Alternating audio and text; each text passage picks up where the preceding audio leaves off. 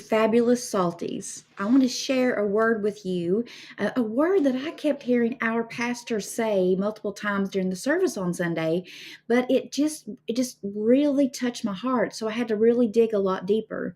I want to talk to you about the word inconvenience, but before I do that, I want to talk about convenience. Don't we all love convenience? Aren't we all just so excited because now we can go through drive-throughs, or we can order our groceries online and just do pickup, and even now they will deliver them to you.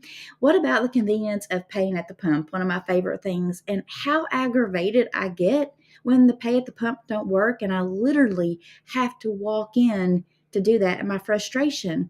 We have become spoiled, a spoiled population, a spoiled generation with convenience. So today I want to talk to you about inconvenience.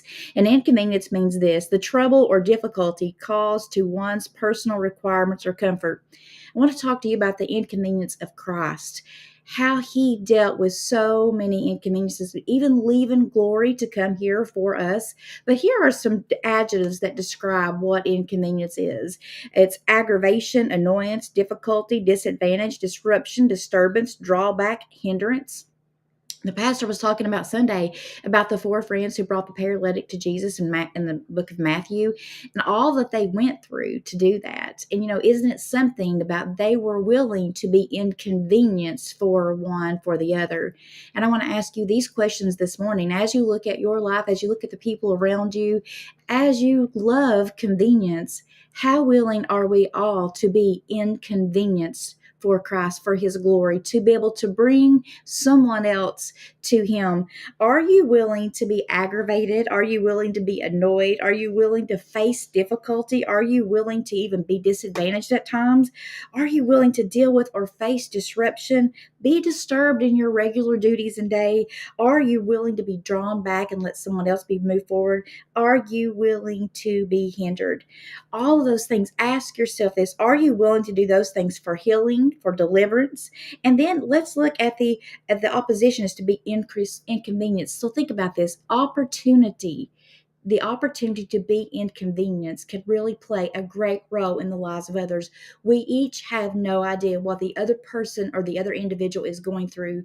What about taking time, being willing to be hindered and disturbed and put our own needs and wants aside to really serve and help another person who needs encouraged, who needs lifted up, who needs someone to stand in the gap for them and to pray for them?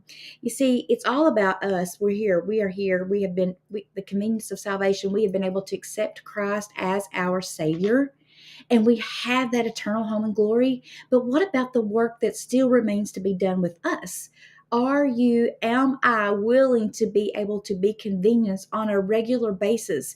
We are here to be ambassadors for him, his mouthpiece, his hands, his feet, all of those things. Isn't it time that we started looking for opportunities for us to be inconvenienced, to be able to bring others to the Master for healing, for deliverance, for encouragement, for whatever it may need to be? I want you to think about this word inconvenience. It's the trouble or difficulty caused to one's personal requirements or comfort. I want you to think the next time that an inconvenience shows up in your life, what it feels like. Imagine all that Christ endured for you and for me.